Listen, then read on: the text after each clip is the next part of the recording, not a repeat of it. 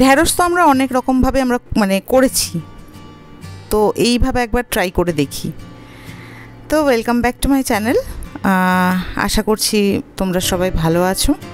তো দেখো ঢ্যাঁড়সগুলো আমি কেটে নিয়েছি, একটু বড় বড় সাইজ করেই কেটেছি।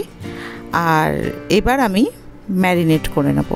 প্রথমে নুন দিলাম, তারপরে কাশ্মীরি লাল লঙ্কা গুঁড়ো, হলুদ গুঁড়ো, এবার সামান্য মৌরি দেব। আর এই রেসিপিটা কিন্তু বন্ধুরা একদম নিরামিষ, তো যারা নিরামিষ খেতে ভালোবাসো তাদের জন্য, আর যারা ঢ্যাঁড়স খেতে ভালোবাসো তাদের জন্য। এবার আমি বেসন দিয়ে দেবো। বেসনটা আমি ওই মোটামুটি পরিমাপটা বলছি না, তোমরা তোমাদের পরিমাণটা বুঝেই দিও। তো বেসন দিয়ে দিলাম মোটামুটি। এবার আমি এটাকে ম্যারিনেট করে নেব। আর সামান্য জল আমার ঢ্যাঁড়স ধোয়ার সময় ছিল, তোমরা যদি চাও ঢ্যাঁড়সে হালকা একটু জল ছিটিয়ে দিতে পারো। তো আমি সেটা প্রয়োজন মানে আমার সেটা প্রয়োজন বোধ হয়নি, তো সেই জন্য আমি জলটা দিইনি।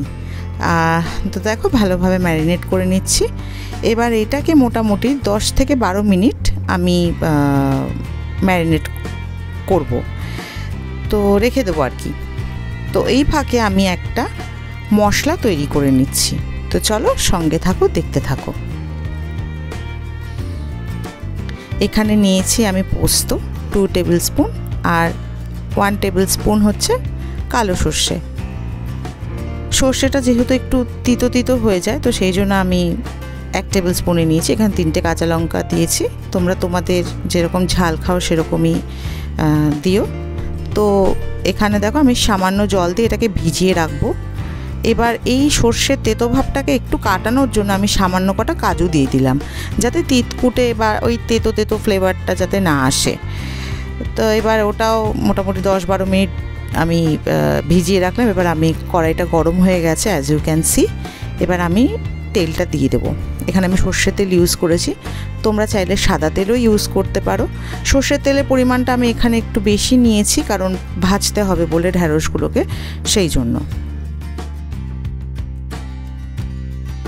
তো এখানে আমি 1 বাই 1 ঢ্যাঁড়সগুলো দিয়ে দিচ্ছি।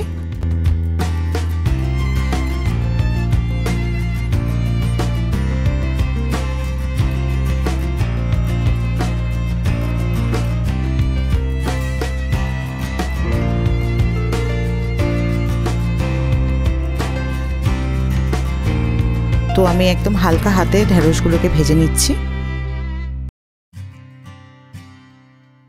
যতটা ছিল আমার এখানে মোটামুটি 2বার ভাজতে হয়েছে, তো সেটা তোমাদেরকে দেখাচ্ছি না, সেটা আমি স্কিপ করে যাচ্ছি। তো মোটামুটি আমার ঢ্যাঁড়স ভাজা কমপ্লিট হয়ে গেছে।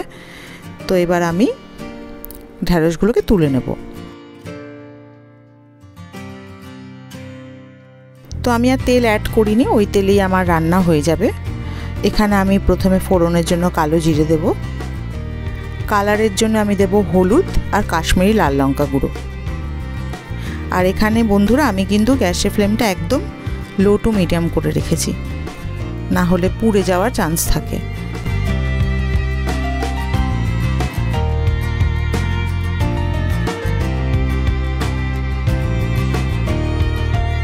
তো এরপরে আমি 2টো মিডিয়াম সাইজের টমেটো আমি কেটে দিয়ে দিলাম, বেশি ফাইন চপ করিনি। আর টমেটোর আমি বীজগুলো দিইনি, কারণ টমেটোর বীজ কিন্তু স্বাস্থ্যের পক্ষে ক্ষতিকর, তো সেই জন্য আমি টমেটোর বীজ ছাড়াই দিয়েছি। এখানে টমেটোটাকে হতে দেব, যাতে ওই কাঁচা গন্ধটা থাকে টমেটোর সেটা যেন বেরিয়ে যায়, সেই জন্য আমি এটাকে কিছুক্ষণ ওই 5-7 মিনিটের মতন রান্না করব এটাকে।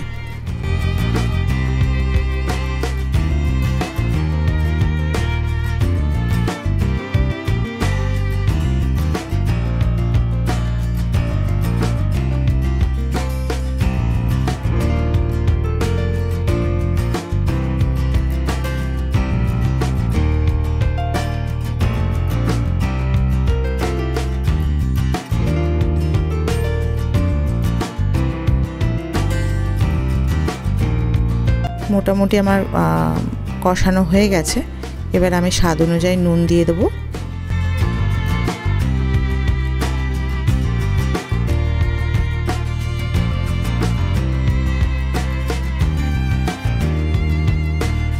এবার আমি সর্ষে পোস্তর যে পেস্টটা করেছিলাম সেই পেস্টটা আমি দিয়ে দেবো। এবার মশলার সাথে টমেটোটাকে ভালোভাবে কষাবো যাতে তেল বেরোয়।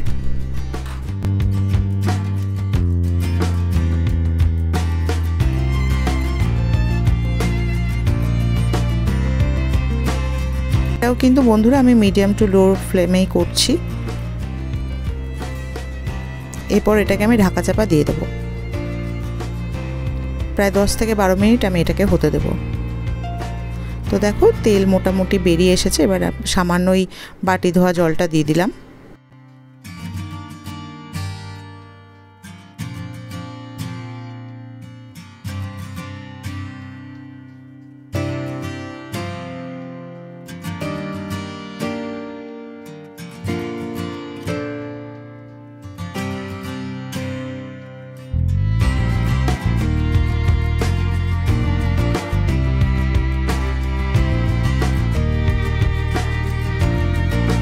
এবার এটাকে আবার একটু ঢাকা চাপা দিয়ে দেবো।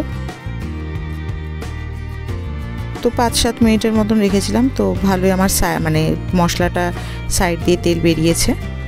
তো এবার আমি এটার মধ্যে জল অ্যাড করে দেবো। আমি সামান্য উষ্ণ গরম জল এটাকে অ্যাড করে দেবো।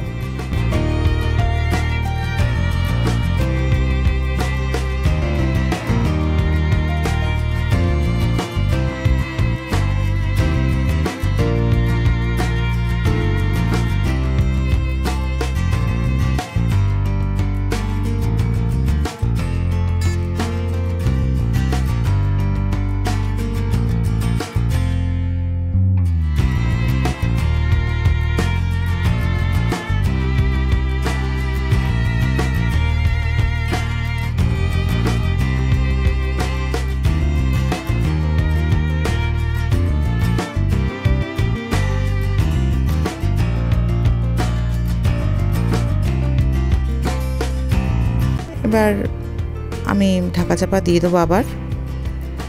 মোটামুটি এরকম একটা দেখতে হয়েছে। আর এখানে জলটা তোমরা তোমাদের আন্দাজ করেই দিও। যদি কেউ একটু গ্রেভি খেতে ভালোবাসো তাহলে জলটা কম দিও।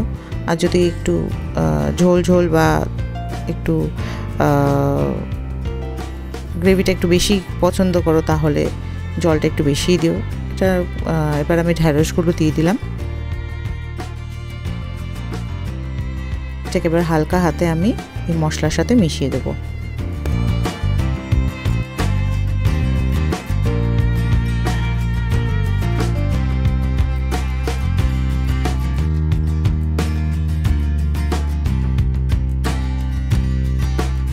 এবার নুন আর চিনি আমি স্বাদটাকে ব্যালেন্স করার জন্য দিয়ে দেবো।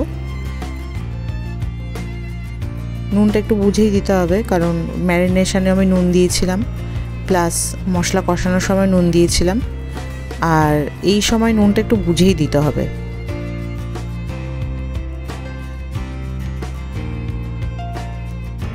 তো মোটামুটি কমপ্লিট।